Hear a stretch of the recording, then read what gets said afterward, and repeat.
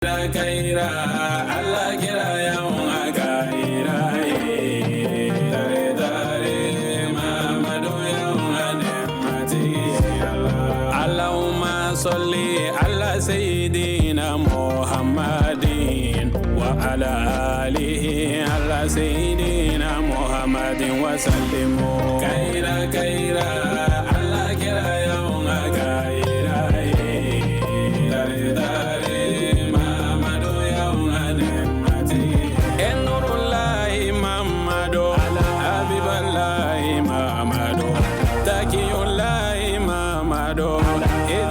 Alhamdulillah, summa salatu wassalamu ala ashrafil mursalin Muhammad bin Abdullah wa ala alihi wa sahabihi wa man walahum bi ihsanin ila yawmiddin wa ba'da. Assalamu alaikum wa rahmatullah wa barakatuhu. Allah subhanahu wa ta'ala tanunen kɔfɛ ka wale ɲuman dɔn an bɛ sɔli ni hinɛ ɲini caya ka kɛ danfɛnw na sɔn hɛrɛma kan Muhammadul Mustafa ko don a n'a sodungo sanumanw a n'a ka sahaba ɲumanw ani mɔgɔ de y'a senda u senna nɔ la fo ka se alikiyama jɔ don ma ya rabbi ala ka ne ni aw ye o jamakulu sanuma in fɛ ka foli ni wale ɲuman dɔn ta ka lase Shirifila TV lajɛbaga bɛɛ lajɛlen ma Mali kɔnɔ fo ka se Mali kɔkan ma ka wuladɔnniya ka fɔ bi wajulu kɛnɛ kan an bɛ yirimajɔ ka dɔ buguni na ka sanga ni Sheikh Mama Famanta ka fara a ka zawiya musobaw kan u bɛ kɛnɛba min ɲɛnɛmaya tɛnɛnsu o tɛnɛnsu ni ka o kɛ mawuludu kɛnɛ ye Muhammadul Mustafa tɔgɔ la an bɛ o kɛnɛ kan su in na min baaraw kɛra ka bɛn marisi kalo ma san 2026 ka wuladɔnniya ka fɔ kɛnɛ in kun nɔrɔyalen no ni an karamɔgɔ la ka caman ye kɛrɛnkɛrɛnnenya la an karamɔgɔ ani an karamɔgɔ de Seyid Sherif Ahmed Tidiane Haidara k'a ko an karamɔgɔ ka kɛnɛ sɔrɔli ye baara ninnu bɛ don ni mɔgɔba welelenw ka folikanw n'u ka nisɔndiyalikanw ye an ye min sɔrɔ la ne n'aw ka jɛ ko seereya ɲɔgɔn fɛ foli an ka wale ɲuman dɔn o bɛ an ɲɛjɔyɔrɔ ye n'o ye Badara Ali Usman Haidara ale mun tɔgɔ la an bɛ k'ale de présenté nin kɛnɛ kɔnɔ an ye tɔn sigi an ka sigida la yan Kadɔbugu n'an fɛ yan ne y'a présidente ye Madame Dumiya Fatumata o tɛmɛnen kɔfɛ n bɛ foli kɛ nabaga bɛɛ lajɛlen ye mɔgɔ y'a sen bɔ a kɔnɔ ka se nin kɛnɛ sanumanba in kɔnɔ n ka foli bɛ bɛɛ lajɛlen fɛn min ma mɔgɔ min natɔ sɔrɔ o kana mɔgɔ si tagatɔ sɔrɔ o tɛmɛnen kɔ n bɛ tila k'an ka président d'honneur yɛrɛ fo n'o ye Sheikh Mama Famanta ye an ka foli belebeleba b'a ye nin kɛnɛ in kɔnɔ Mama ye duwawuden ye an ka foli b'a ye ale sababuya la an jɔlen bɛ yan a sababuya la an bɛ ka kuma nin kɛnɛ in kɔnɔ an ka foli belebeleba b'a ye an tɛ se ka foyi fɔ nin kɛnɛ in kɔnɔ ni foli ani wale ɲuman dɔn tɛ an b'a fɔ ko hali bi ala ka nin kɛnɛ in ɲɔgɔn ala ka caya an ka sigida la nin kɛnɛ in ɲɔgɔn ala ka caya an ka sigida la ka ɲini ala fɛ kɛnɛ ala ka sigi hɛrɛ la a sigi bɛ kun min kama n'o ye alakira ko ye cɛ ni muso minnu bɛ yan denmisɛn ani maakɔrɔ minnu bɛ yan ani minnu ŋaniya bɛ yan u ka foli ani barikada ni waleɲuman bɛ se a bɛɛ lajɛlen ma kelen kelen kɛrɛnkɛrɛnnen ɲɛna k'an ka siko yɛrɛ fo ka siko barikada ka waleɲuman dɔn ka ɲini ala fɛ sini kɛnɛ labanko ɲuman ni garijɛgɛ ɲuman ala k'o da an n'a ma an bɛ ala fo ka barikada ka waleɲuman dɔn ka ɲini ala ta'ala fɛ an nana nin kɛnɛ min kan ala k'a kun cɛ hɛrɛ la an bɛ bɔ kɛ naba bɛɛ lajɛlen fo o kɛrɛnkɛrɛnlen ɲɛna ko ka bɔ kɛ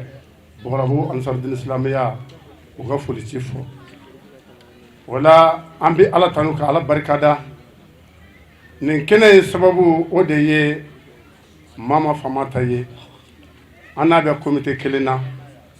n'o ye Bɔgɔrabu komite ye o la kɛ bɔ président ko ka bɔ ka bɛɛ fo n'o ye Yusufu Jakite ye o kɛnɛ sigira hɛrɛ la ala ka wuli hɛrɛ la nin kɛnɛ nɔrɔma ninnu mɔgɔ si kɛnɛ sɔn ni ɲɔgɔnna kɛ k'i kɔ ka wuladɔnniya ka fɔ an karamɔgɔ Alhaji Adam Nuhu Jawara ale de bɛ wuli ni bilasirali kunfɔlɔw ye yani an karamɔgɔ an'an karamɔgɔ de Seyid Sherif Ahmed Tidiane ale ka kɛnɛ sɔrɔli ɲɛ an ye min sɔrɔ a ka walawalalikanw na ne n'aw ka jɛ k'o lajɛ ɲɔgɔn fɛ o la su in na an n'aw balimakɛ don Alhaji Adam Nuhu Jawara Sirifi Garibu don a Seyidu Sharif Usman Madane Haidara ka Garibu la fitinin dɔ don min sigiyɔrɔ bɛnnen don Bamakɔ Dumanzana Golfu ma ka sigi su in na Kadɔbuguni kɔnɔ le 1er mars 2026 ka sigi Sheku ka bulonda la Sherifi Garibu ka bulonda la Khadimu Shirafa Alhaji Mama Famanta ladala kɛnɛ do mawulidi kɛnɛ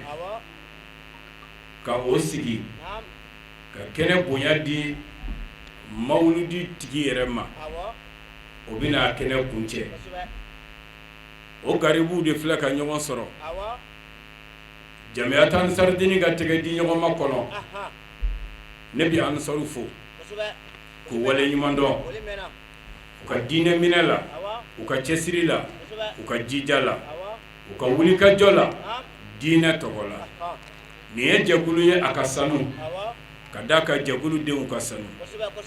nin ye jɛkulu ye a ka bon ka d'a ka jɛkulu denw bɛ kobaw kɛ nin ye hinɛ jɛkulu ye nin ye makari jɛkulu ye nin ye lamɔ jɛkulu ye ne b'aw fo k'aw wale ɲuman dɔn k'aw barikada wa tilika asaruna tadullu alayna yala diɲɛ kɔnɔ I k'an nɔw lajɛ a b'an ko fɔ n b'aw fo k'aw wale ɲuman dɔn ka cɛkɔrɔba ɲuman fo ka kɔsɛbɛyɔrɔ fo ka waati tigi fo sɔhibu zaman kiblatu ahalu nuha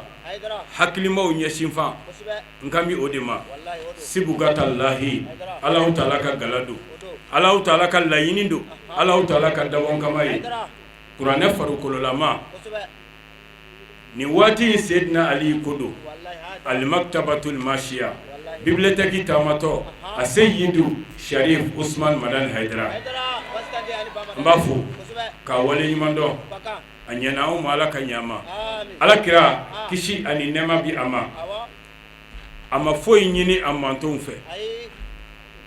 fo n'a kɛra sariya dafalen ye nka a y'an su ka k'a somɔgɔw kanuni kan a y'an yamaruya ka kɛ a somɔgɔw bonyali kan a y'i sɛmɛ kuranɛ aya min na o de ye qul la as'alukum alayhi ajran illa al-mawaddata fil qurba Muhammad a fɔ u ye k'i tɛ sara foyi ɲini I ka kiraya sara la fo n'a kɛra kanu gɛlɛn tali ye ka se I somɔgɔw ma Ala de ye nin ɲini Muhammadu ka kiraya sara la wala n'i yɛrɛ ye k'i ye sirifi kanu jɔn ye Ala fo I ka Ala barikada adamaden halalaw adamaden hɔrɔnw olu de bɛ ɲɛsin sirifiw kanuni ma Alakira ba ko ten kisi ni nɛɛma bi a ma a ko inna likulli shay'in asasun wa asasul islam hubbuna ahlal bayti a ko aw ka dɔn jɔfɛn bɛɛ lajɛlen a bɛ jɔ sipasiman dɔ de kan pour être bien posé ko nin diinɛ in jɔ bɛ sipasiman min kan o ye ale somɔgɔw kanuni ye walasa I ka diinɛ ka ɲa I bolo diinɛ kana kɛ jelibɔn diinɛ ye e bolo a kana kɛ dusukun gɛlɛya I bolo I ka sirifiw kanu o la Mama Famanta n y'o fɔ ya ka tɛmɛ n'i ye dɛbɛ o dɛbɛ fɛsɛlen ye Bamakɔ yan a kurulen bɔra so Mama Famanta kuma dɔ la ne min bɛ ka kuma ma masaw ye ɲɛ la nka kɛwale y'a yira n na k'a ka cɛkɔrɔba ka ɲi a kɛwale y'a yira n na k'a ka musokɔrɔba ŋaniya ka ɲi alwaladu sirru abihi den y'a masa gundo ye sirifi kanujɔnw adamaden halalaw ne ni aw don aw k'a dɔn Alakira somɔgɔw fahum ahalu tuka wal ifaf almutassilu nasabuhum lirrasuli sallam aw k'a dɔn Alakira denw a mɔdenw olu de ye Ala ɲɛsiranya dingɛw ye olu de ye yɛrɛminɛ dingɛw ye u ka danbe tugulen don Alakira ka danbe la faman sabbahum fakad aza rasulullah ko ni maa min ye sirifiw nini ni maa min ye sirifiw jaga ni maa min ye sirifiw dɔgɔya ni maa min ye lagosili lase sirifiw ma i kɛwale la i kumakan na i ka financement la k'i ye alakira de dɔgɔya. tuma in de la an karamɔgɔ an karamɔgɔ de Shabihu Abi a bɛ kɛnɛ sɔrɔ foliw ni foliw bonyamasegi kɔfɛ a b'a sigiyɔrɔ sanuman in sɔrɔ foli kun filanan bɛ sɔrɔ ka kɛ mɔgɔba welelenw fɛ an ka jɛ k'o sɔrɔlenw lajɛ. n bɛ foli kɛ jama ye mɔgɔ ma se y'i se yan ka bɛɛ lajɛlen fo ka bɛɛ waleɲuman dɔn ka maa ma fo ni yan ni jama ye ka nin bɛɛ sigi maa kelen tɔgɔ a yelew ni a sɛsiw ni a maabaw ka n'a bɛɛ lajɛlen sigi mama kan ka fo koyi a ka fo k'a barikada an kɔni kabi sigira an fɛ Kadɔbugunin na yan an bɛɛ lafiyara an bɛɛ kunna tigɛlen don ka foli kɛ yan ka jama bɛɛ lajɛlen fo ka Aidara ni la jama bɛɛ lajɛlen fo ko ne ko ten dugutigi tɔgɔ la alimami tɔgɔ la ko ka bɛɛ lajɛlen fo ka bɛɛ barikada an b'a deli Ala fɛ kɛnɛ in a sigira hɛrɛ la cogo min na yarabi Ala k'a wuli o hɛrɛ kelen la ne bɛ ka kuma ni n balimakɛ nɛ de ye n'o ye Imam Yahya Sise an bɛ maa ma fo bamananw ko ten ŋunu tɛ san sɔrɔ ni juru tɛ an ka se ka an ka sirifukɛ sɔrɔ bi ayiwa a sababu o ye maa ma faman ta de an b'a barikada ale de kɛra sababu ye nin hɛrɛ ba in k'a sama ka na di anw ma o la an bɛ maa ma barikada su fara tile kan an b'a deli Ala fɛ hamina min b'an na yarabi Ala k'a di an ma n'o bɔra yen an bɛ sirifukɛ yɛrɛ n'o ye Sherifu Ahmad Tijani Haidara an b'a barikada an k'a ye nin kɛnɛ in kan a ka bon an bolo kojugu an b'a dɔn k'a fɔ a sen bɛ dingɛ min da la n'o ye a mɔkɛ ye kira sendanɔ na an b'a dɔn k'a fɔ a bɛ ye nin kɛnɛ in kan ale k'a yɛrɛ dɔgɔya ayiwa ka na an sɔrɔ nin kɛnɛ in kan a tɛ foyi yira anw na ni a ka bonya tɛ. an bɛ nin kɛnɛ belebele min ka laada don an karamɔgɔ bolo Sheikh Alhaji Mama Famanta jumasi o jumasi ka kɛnɛ sigi alakira tɔgɔ la sallallahu alaihi wasallam ka karamɔgɔ wele ni a ko bi datugu waati min na ka an karamɔgɔ wele n'o ye Sheikh Ahmed Tijani Haidara an b'a deli Ala fɛ rabbi Ala ka hɛrɛ kɛ an n'u ye o la nin jɔyɔrɔ in na an bɛ ka kuma ni dakɔnɔnɛ minnu ye o ye groupement ye groupement de leader ye a cɛba caman bɛ yan a karamɔgɔ caman bɛ yan nka u y'u ka garibukɛni wuli k'an ka kuma o cogo la an bɛ Sheikh Alhaji Mama Famanta fo kosɛbɛ kosɛbɛ an b'o fɔ nin jɔyɔrɔ in de la ka groupement fara ɲɔgɔn kan a hakilina bɔra maa min na ni Ala ye a wasa ni wasalan bɛ yen ni Ala y'a wasa n'a ka jɔyɔrɔ bɛ yen ni ko jamako i ko nafoloko i ko diinɛ i ko fɛn o fɛn Ala y'a wasa n'o ye a Seydi Sherifu Usman Madani Haidara nka nin wasaba in kɔfɛ a ye jumɛn de ye ko i ye kadiriya ye i ye tijaniya ye i ye sazaliya ye n tɛ nin si la nka maa ka fisa ni maa ye walima maa ka bon ni maa ye an k'an tɛgɛ di ɲɔgɔn ma an ka kɛ yirijuba kelen ye an ka ɲɔgɔn dɛmɛ Ala ka diinɛ na. ka silamɛw fara ɲɔgɔn kan san o san sunkalo kɔnɔ ka sirifuw wele u kana dakuruɲɛ fila fɔ n'i ye nin sigi lajɛ nafa caman b'a la a bɛ kɛ sababu ye ka mɔgɔw jidi kanu na a bɛ mɔgɔw jidi limaniya na a bɛ mɔgɔw jidi Ala ko la donc o la wajilu tɛ anw bolo foli ni barikada kɔ an fa a n'an ka Sheikhu Sherifu Usman Madani Haidara Ala ka sini kɛnɛya Ala k'o d'an ma Ala k'a mɛn an kɔrɔ Ala k'an n'a dɛmɛ Ala ka a ka laɲini ye min ye silamɛya ɲɛtaga la Ala k'a sabati ka bɔ kuma na an bɛ an ka Sheikhu fo ani an karamɔgɔ kɛnɛ in tigi a Seydi Sherif Ahmad Tijani Haidara an b'a fo ka barikada ka waleɲuman dɔn ne ɲagara sirifikɛ hakili de la Ala ye hakili min d'a ma o de ye ne kabakoya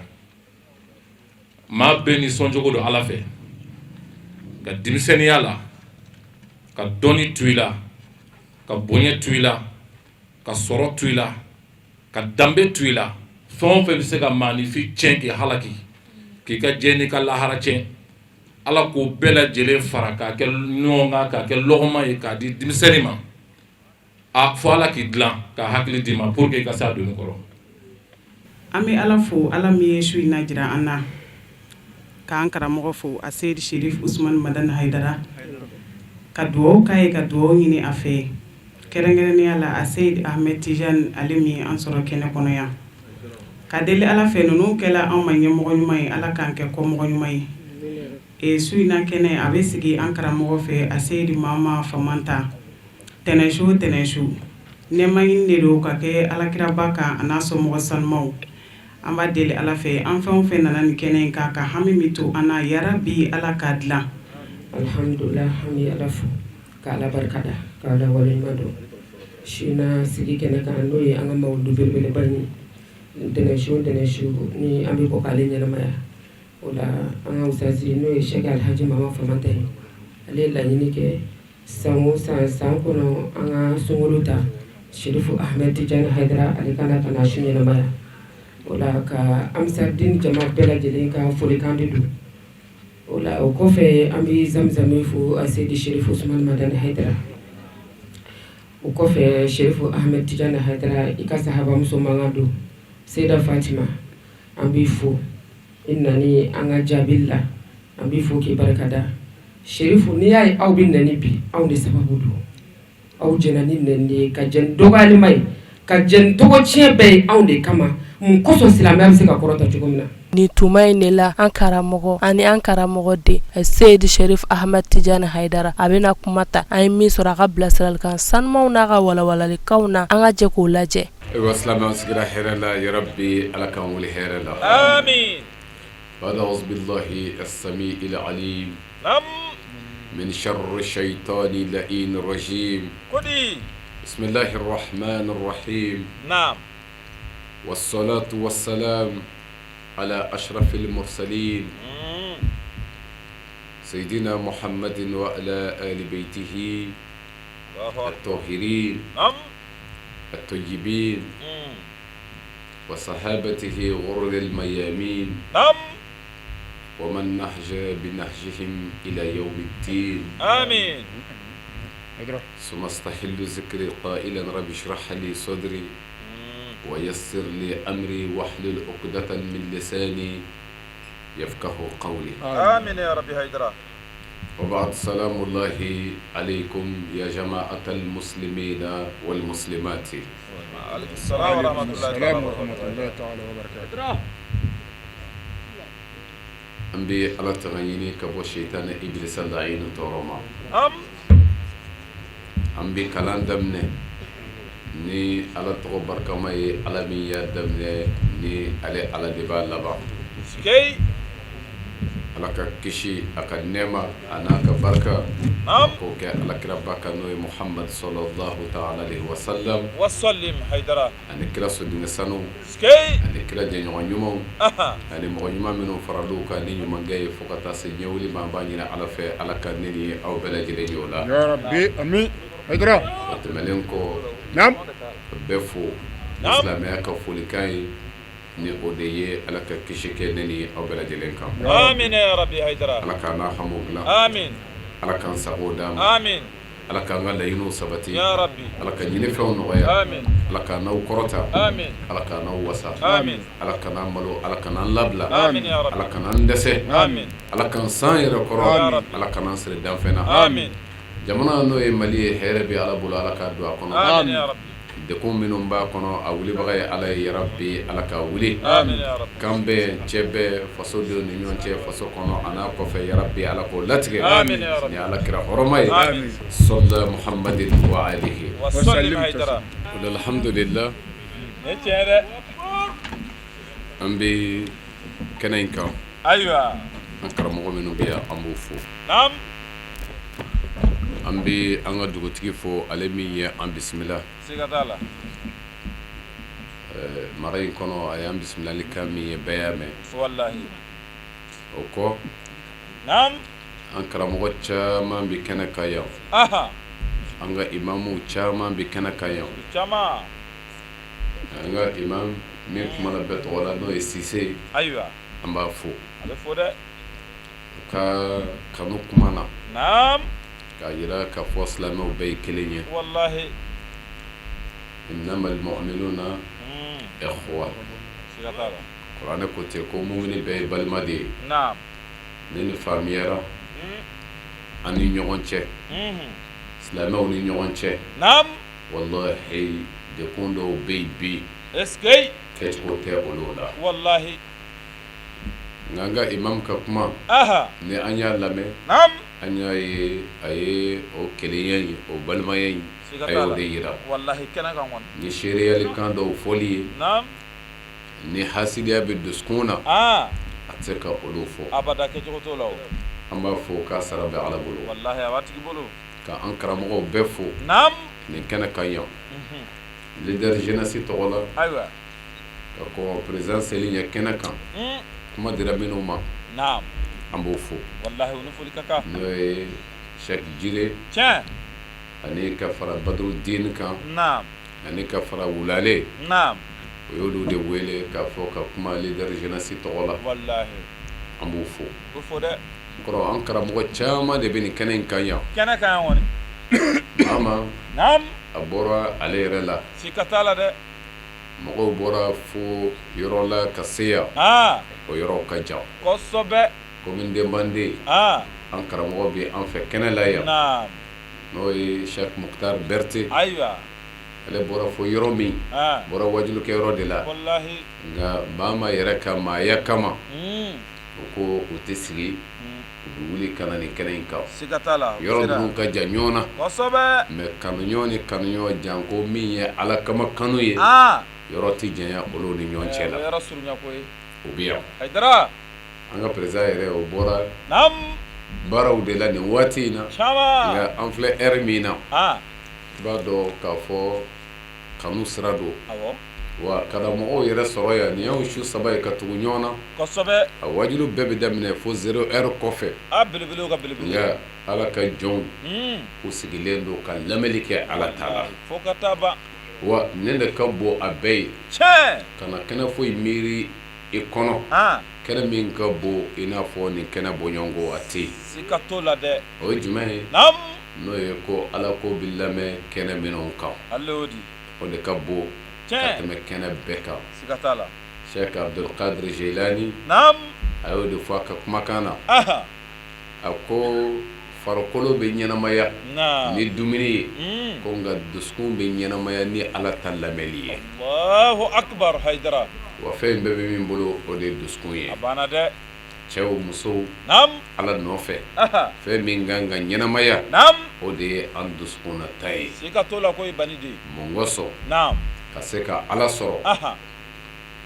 an kan k'an cɛsiri wallahi o la n y'o de fɔ naam nin kɛnɛ in ka kɛnɛba don ayiwa a sigira ko min kama naam kun foyi tɛ yen bin ka bɔ i n'a fɔ nin o jɛlen don ni o de ye alakira ko ye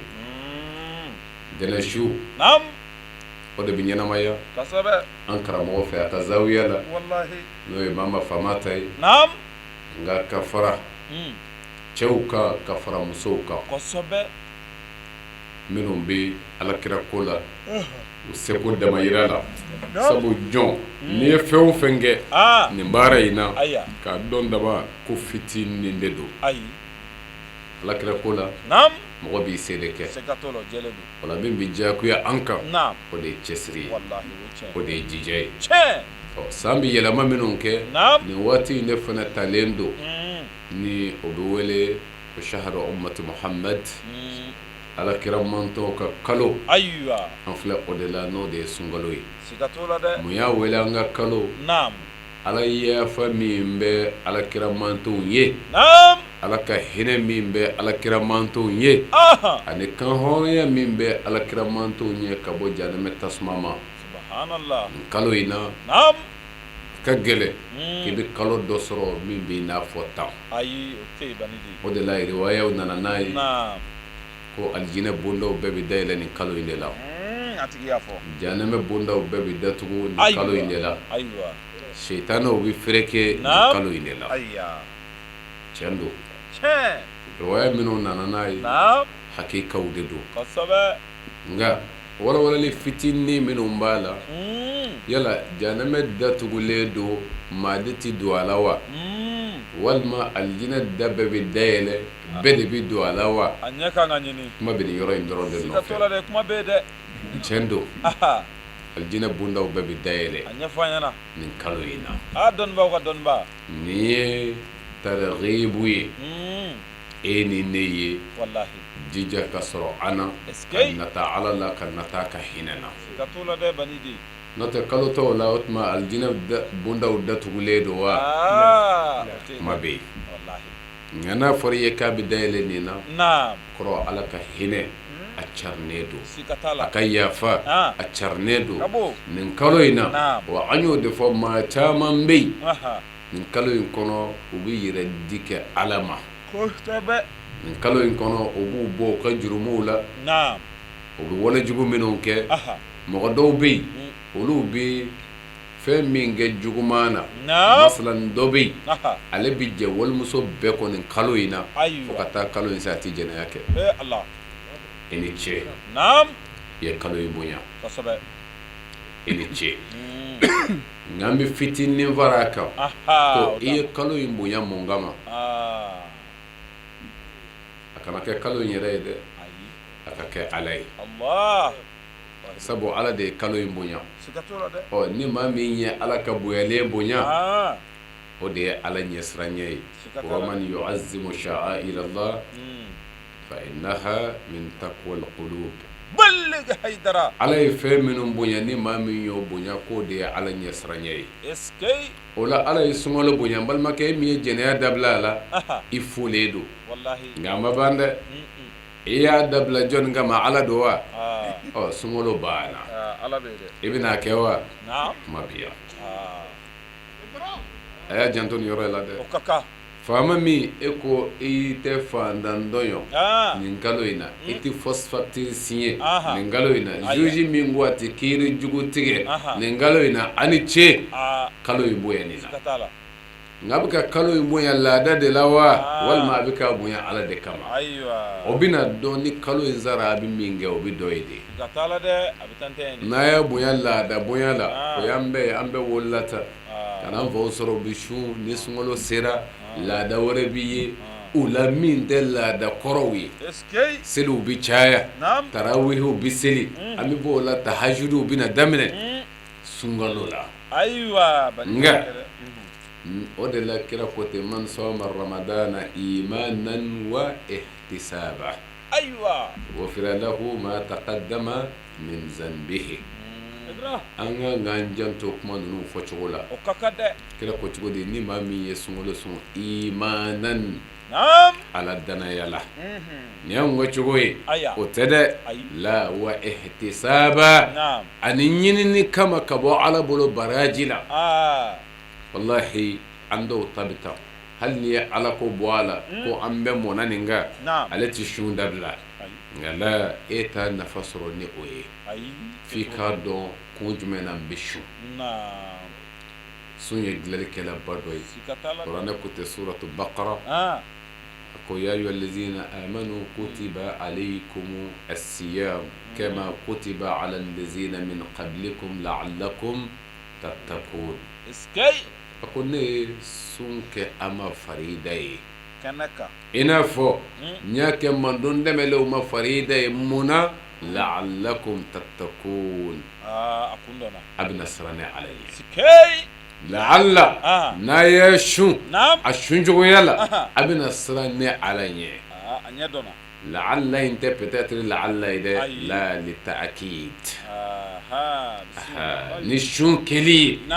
a kɛli a bɛna siran ni ala ɲɛ kuma bɛ yan de o de la n ko aw minnu sɔnna sabu dɔw yɛrɛ bɛ yen o fana ka mɔgɔ tɛ nin sunkalo in na koyi hali kunu an tun bɛ ka taa banni kɛ yɔrɔ dɔ la an dara se yɔrɔ dɔ ma o bɛ k'an yɛrɛ kɔri k'a yira an na dɔw bɛ k'u ka dumuni u bali n da la u b'a ti cogo min ji u b'a sigi u da la u b'a min cogo min kamalenkɔrɔ dafalenw an ko bɛɛ n'a cogo don e bɛ fo e min ko i bɛ ala ta kɛ e bi fo naam o ala ta kɛ fɛnɛ kɔnɔ sun tɛ imsaku ye anil akli wa shurbi la o ye fitinin dɔrɔn de ye sun na o ka dɔgɔ dɛ ne ne fɔ naam nka ka sun ka ji to yen ka dumuni to yen o ye fitinin de ye sun na o fitinin kɔrɔ ye di ka yira ne ni e la k'o ye fitinin ye o kɔrɔ ye di e bɛna faamu sisan bani di a walawala n'i ye ji to yen n'i ye dumuni to yen ka taa se tile bin ma o de ye sun ye min ye zawahiriw ye min bɛ kɛnɛ kan mɛ a kun yɛrɛ n'o ye ala ɲɛsiranɲɛ min b'a la ne o de ye bawatiniw minnu bɛ gundola kɔnɔ o de ye yɛrɛ minɛ ye da ka minɛli ka bɔ nkalon bɛɛ ma da ka minɛli ka bɔ maakɔrɔfɔ bɛɛ ma da ka minɛli ka bɔ sinjitigɛ bɛɛ ma da ka minɛli ka bɔ fɛn na fɛn min t'a bɔ a ye a y'a janto nin na dɛ n bɛna yiri la k'o de ka bɔ ka tɛmɛ ji kan kɛnɛ kan dɔnnibaw ka dɔnnibaw a ɲɛfɔ ka tɛmɛ dumuni kɛli kan fɛn minnu b'a la a kun olu de ka bɔ ɲɛ ka minɛli ka bɔ haramu lajɛli la tulo o minɛli ka bɔ haramu lamɛli ma ka bɔ tiɲɛli kɛli ma sɔmiyɔrɔ minnu bɛ adamaden la olu minɛli ka bɔ haramu ma o de ka bɔ ka tɛmɛ ji ni dumuni toli yɛrɛ kan maa min mago b'a misali la ni maa min ye ji min i ɲina ngolobaatɔ sun bɛ di a ka ɲi a ma tiɲɛ sun ka ɲi nka mazahabu malikiya la nin ye alakira ye min fɔ ala ko muhamadu de ko ten ni ɲinana ka dumuni kɛ walima ka ji min ko ala de y'i dumuni ala de y'i min wa a ka ɲi nka mazahabu malikiya la a bɛ fɔ k'i ka segin a kan ni sunkalo banna nka o ye mazahabu ka bilasira ye nka ni ɲinan don foyi t'a la Allahu akbar abani de nka o to yen n'i tugu ka ji min dun o fana sara cogoya bɛ yen kafara maa min y'i tugu ka ji min sunkalo tilegan fɛ kafara b'a la miskina bi wɔɔrɔ dumuni ni walima jɔnkan hɔrɔnyani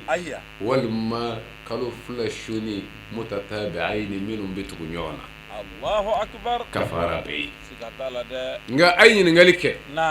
ko ni maa min ye haramu lajɛ k'a to sun na sun tiɲɛna wa a ma tiɲɛ a tiɲɛna k'a bɛ sara wa a tɛ sara a binna pewu maa min ye nkalon tigɛ sun tiɲɛna wa a ma tiɲɛ sun tiɲɛna a ye ɲininkali kɛ k'a bɛ sara wa a tɛ sara nka a tiɲɛna jumɛn kɛra gɛlɛman ye k'e kali nkalon ka sun na sun tiɲɛna النظر بالشهوة سو تشينا الكذب والغيبة كغلوتك والمكامادو كروفو سو تشينا او بنيدي جاجا منهم بكنما ويفتين نيدي منهم بدولا ودك غيري كاتما اوكا نبيجاكو يا انكا والله angan janto mina ala ye nin kalo in bonya ka di ama an ka kalo in horoma an ka tanga ni yɛrɛ minɛ ye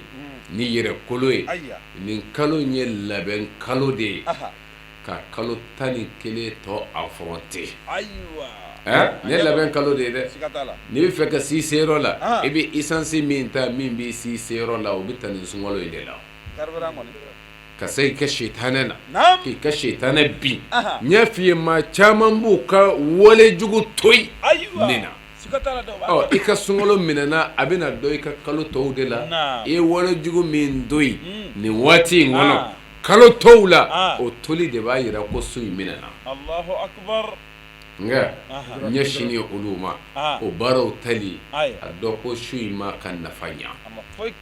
amma kan nafanya abani de o de la kayranin aula na'am angan chesre o kaka angan dija wallahi o nin kalo bayinde tara na'am ka alakira muhammad al mustafa kodi ka seka aka bonya na'am ka yira o kakande muhammad al mustafa kira bay na'am alay abunya bele wa ndene na'am o bonya ni alakira yi an filɛ dɛnɛn su de la sikatala an y'a f'i ye zawiya ye min ta ka kɛ waati bɛɛ ala barikada ye ni alakira ye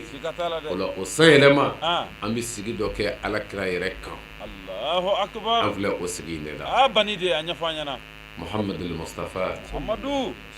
نشهد أنك بلغت رسالة وعاديت الأمانة ونصحت الأمة وكشفت الغمة وجاهدت في الله حق جهاده حتى آتاك اليقين بلغ حيدرا محمد المصطفى مشيريا كفودنا ميني ما يديما كساك جوما يا دفا كوسوبك إيه منتون نفا نيكا بلاسرالي جيلنو نه إدي توروكوني ديكونكو ولي والله wa ichesir lani alayni fukata ikawati labasi ambo shiriya o yera de banidi wallahi ni enno islamiyya chebidon keneka ni wadul mustafa qabla sral kawni نعم ala bisroka ala doka ala yala muhammadu ala ede do inaka jonche sikatola de wa ede ala yira ni e duniye ani ala che wallahi دين النبي على يا حقيقة يرى نمر المصطفى قبل سرالي والله چندو نعم أفلني كنا منكم أم الشريعة كنا ودكم والله مكايرة على يرى نين بويا كاسانويا قرآن كنا سكتارا ده كرامودي مودل المصطفى بويا يرى لا على فيه نعم ودلا كرا منو ني أبويا منو ngabo بي دني كنا ودي كراوي والله ngabona بي nga kiraw fana cɛla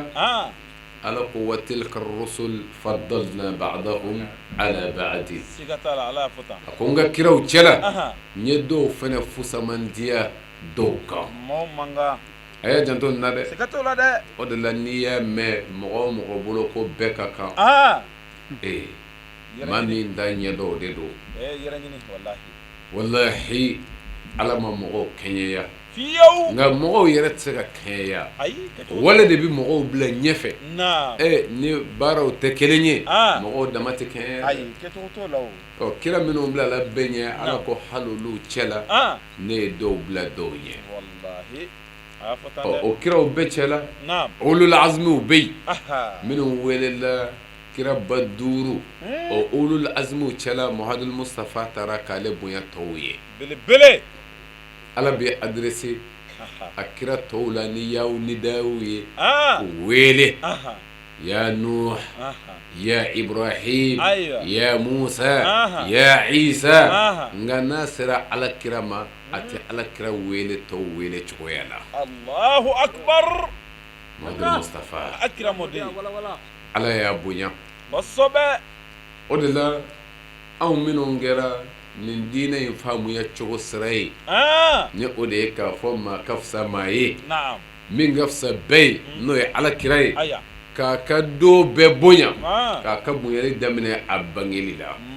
an filɛ o dɔ de la n'i ye dɛnɛ talen ye an bolo kunfɛ ko tɛ dɛnɛ ka fisamandiya don wa dɛnɛ maa ka fisamandiya sɔrɔ n'a yɛrɛ ye a y'a sɔrɔ ni fɛn dɔ de ye ahlul bayti nin ye tiɲɛ denw bɛ bonya sɔrɔ n'a kɔnɔko ye ni denw bɛ bonya sɔrɔ n'a kɔnɔko ye don jumɛn bɛ bonya ka tɛmɛ muhammadul mustafa nadon kan o don tɛ yen ayi hali ala kira bangejugu ala ka lala wa ala bɛ kale fɛn minnu na o ye fɛn minnu ka bon n'ala bɛ fɛ ka o bonya yira ne ni e la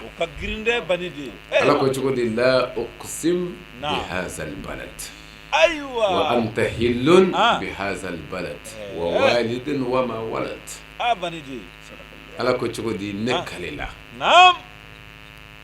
ني على كاليلا nin dugu in na no o ye e bange dugu ye Makka Allahu no te akbar kira dante yo ayi la nga a bangere ala ko ngale la o dugu in na aywa ay ngali ke ko ala bi kale feminu na fembaw de do wa o ka giri ni fembaw do ala kira bange dugu ala ko ngale la Allahu akbar do ben galota ko wa anta hillun Naam. bi hadha al balad wallahi ka tila k'a yira ko ngale la i bangeyɔrɔ la sabu n bɛ fɛ ka min fɔ ko i bɛ segin dugu min ma ni e y'o dugu in den ye n'i bangera ye n ka m'o dugu in de ma anta hillun bi hadha al balad Zamzamiyu anya fanya na ngata bangeyɔrɔw bonyana aha an delila k'a f'i ye yefo kuranɛ kɔnɔ kodi ala ye yɔrɔ minnu bonya naam kiraw bangeyɔrɔw bonyana n'ala ye muhamadu mustafa bangeyɔrɔ bonya a bɛɛ ye o man ka e kamana gan ayi o tan kamana gan suratul isra naam على كتشودي سبحان الذي أسرى بعبده ليلا من المسجد الحرام إلى المسجد الأقصى الذي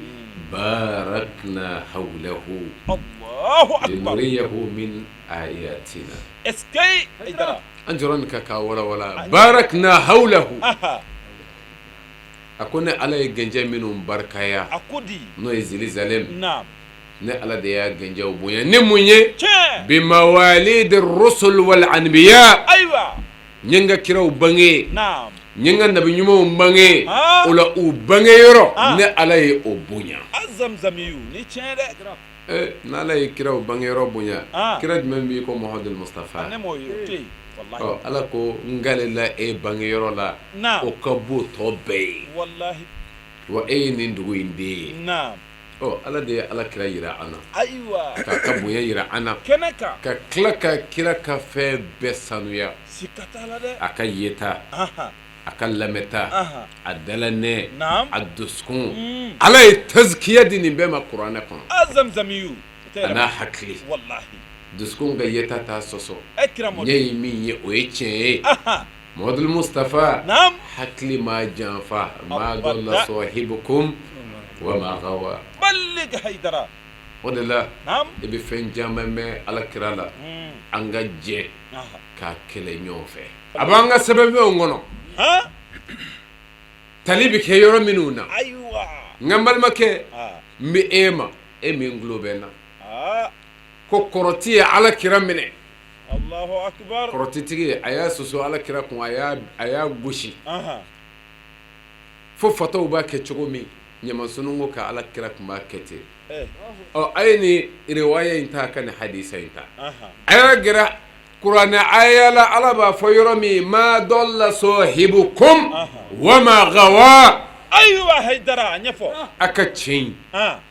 aw bɛ min dɔn magangaw a ma fili ayiwa kelen a ma nalo a ka ɲɛnamaya bɛɛ kɔnɔ subhanallah k'a hakili sanuya naam mɛ an ka miiri hakili ni ko dɔw la o ka kan dɛ mɔgɔ min labɛnna ka na diɲɛ bɛɛ dilan naam ni maa sera k'o yɛrɛ hakili tiɲɛ a nakun aw k'a ta k'a lajɛ dɛ ala kira bɔɲɔgɔnko mɛ jɛngɛrɛ ni nin ye nka donna hakiliw la de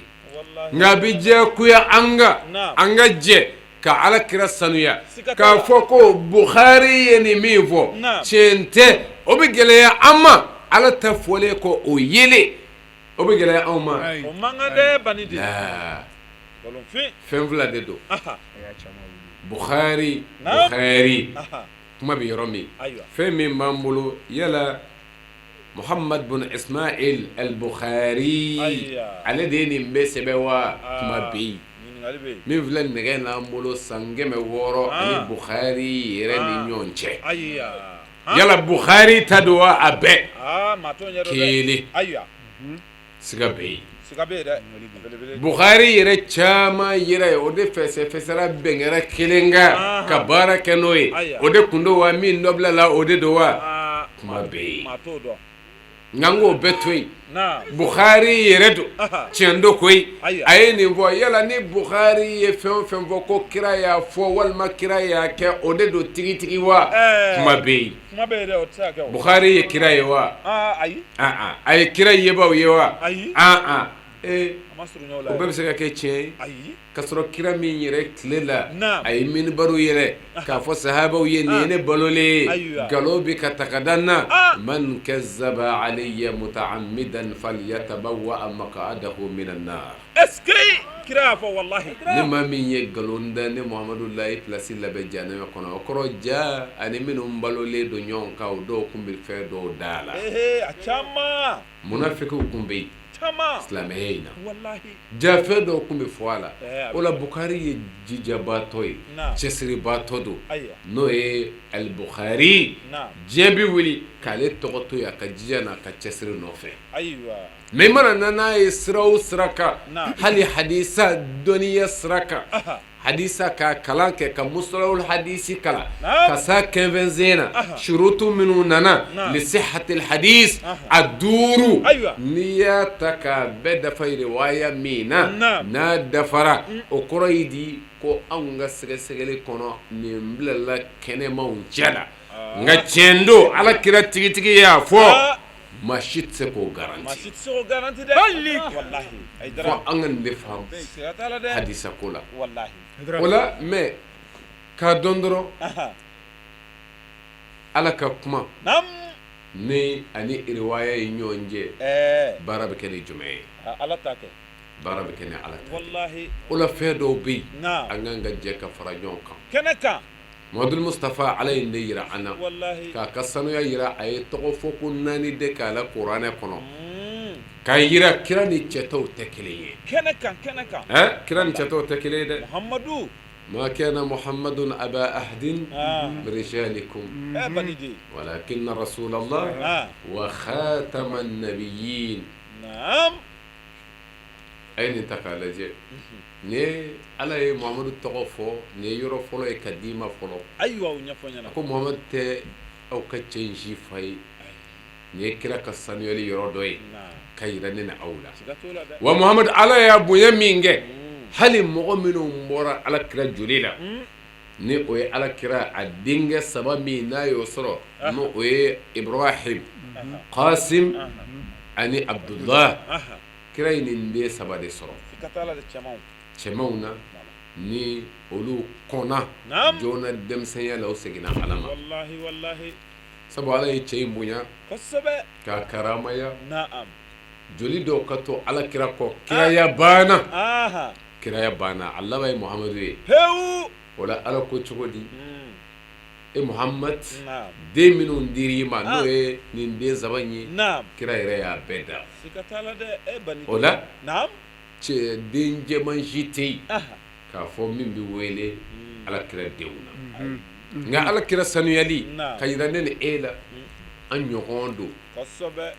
yɔrɔ sha'iru ko ten ko fama bilahul ilm fihi annahu bashar wa annahu khayru khalqillahi kullihim dɔnni danna ala kira la ko farikolotigi don a bɛ balo an cɛ la farikoloya la nka a dɔ k'a ka fusa ala ka danna bɛɛ ye kira min y'o ye o kira kun ma deli ka ɲaami Muhamadu Mustafa min y'o ye fa ma deli ka don o la kɔrɔtitigi tɛ se ala kira bɔɲɔgɔnko la o to yen awliyaw jumɛn bɛ yen ko kɔrɔtitigi dɔ sera o la k'o kunkolo tiɲɛ jango ala kira bɔɲɔgɔnko nin ye k'an sigi an ka kira lade k'an sigi diinɛ lade a donna a kɔnɔ de a kana sigi a la dɛ o kira yi hali a ka kiraya a ma dɔn nka Musa bɛ ci don min ala n'a kumana ka kiraya yira a la a y'a dɔn ko ale cira ala y'a bila ka mission Ibrahima cira Ibrahima y'a dɔn ko ala y'ale ci Musa Isa Nuhu kiraw kira cira a bɛɛ y'a dɔn ko ala de ye ne ci fɛnw ka kira kira min bɛ bɔ a yɛrɛ ye ka garu hira yi sɛgɛrɛ ka sɔrɔ a ma ci nka a b'a ni a ma ka fɛrɛ ɲɔgɔnya ɲini o dusukun b'o kira min na nka o kira in o de taara bagabaga kuluwo kɔnɔ a bɛ boli زملوني زملوني دسروني دسروني والله كما دولا ni iko zirinda kan ibi dekun kɛ mun na bi dekun kɛ joni ma wajulu kɛtan ayiwa an bɛɛ y'a kɛtan de nga faamu ni hakiliw awɔ hey fɛn min bɛ silamɛya nɔfɛ bi o ka jugu dɛ tiɲɛnikɛla minnu bɛ silamɛya nɔfɛ bi o ka gɛlɛn dɛ an k'an janto an k'an janto fɛn dɔw fɔra kɔrɔlen kun don koyi iti maa sabuti a nɔfɛ koyi hali an bɛ ka nin fɔ e min tulo bɛ n gana k'a fɔ n bɛ fɛ ka e de fɔɲɔgɔnya o tɛ koyi an bɛɛ ka fɔta don nka la n'a sabatira du'ufu bɛ na an ka kira ka kiraya ayi kana sɔn a ka sabati e min tulo bɛ n gana e y'a wajuru caman kɛ an yɛrɛ tun bɛ ten koyi nka la kodɔn mana na k'a ye kɛlɛbaw wɛrɛ bɛ nin diinɛ in na olu b'a nɔfɛ ni fɛnw ye hakilitigiw de bɛ yen k'a yira o la n y'a f'i ye kira o kira cira kira si tɛ yen fo bɛɛ y'a ka kiraya dɔn hali kira minnu dira denmisɛnya na o dɔ ye Yahya ye a ko khuzil kitaba bi quwwa Allahu akbar wa atainahu al-hukma sabiyya a ko ne n ka kira di Yahya ma ka denmisɛnya Allahu akbar Haidara nga ma tiɲɛ o bolo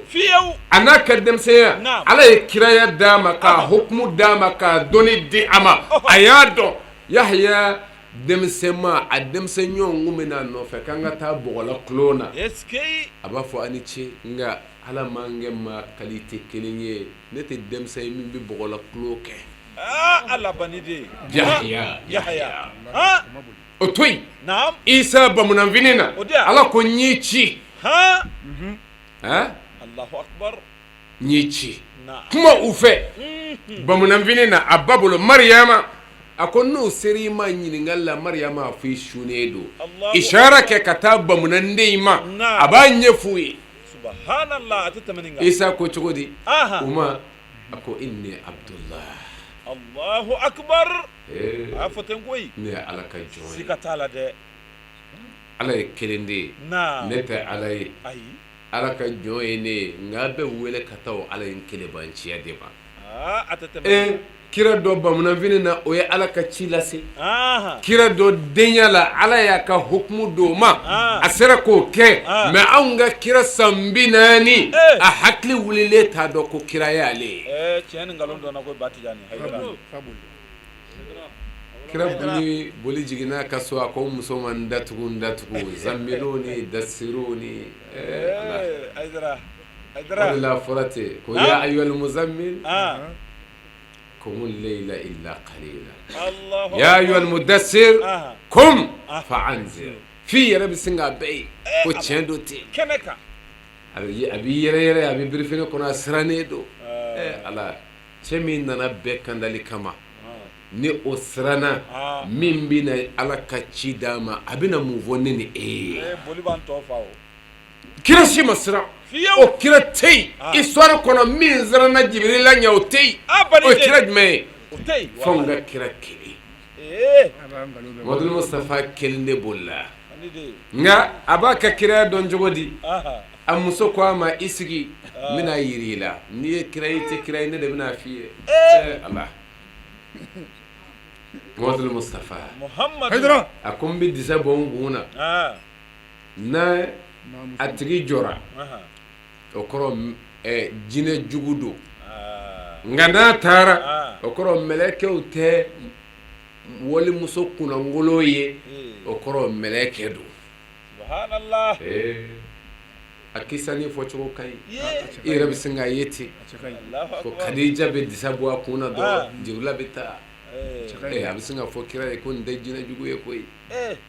i jigi sigi i hakili sigi ala t'e labila o kɔrɔ mɛlɛkɛ don minnu bɛ jigin kira tɛmɛlenw kan ka kɔrɔ Khadija de ye kira hakili sigi a ma da o ma dɛ ale t'a dɔn mɛ ne kira de ye ala ko kira min ka hakɛ la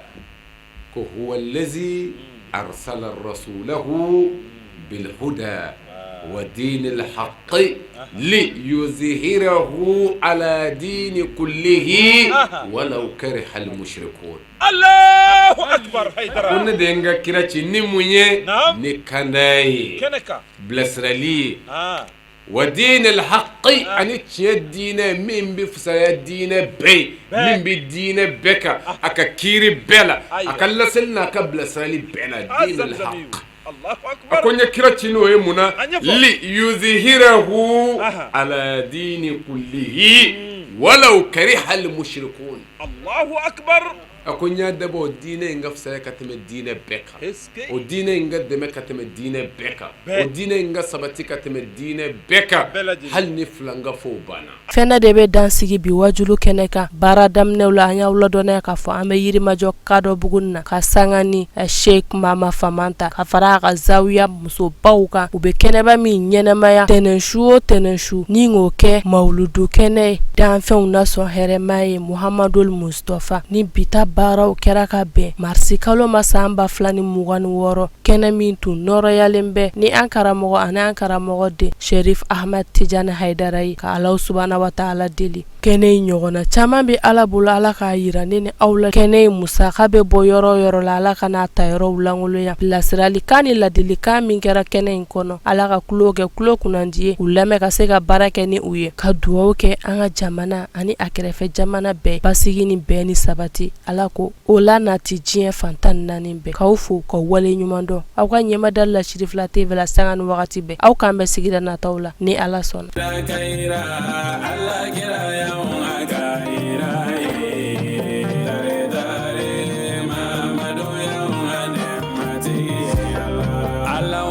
صلي على سيدنا محمد وعلى آله على سيدنا محمد وسلم كيرا على كيرا يوم كيرا داري محمد يوم نعمتي النور الله محمد حبيب الله محمد تقي الله محمد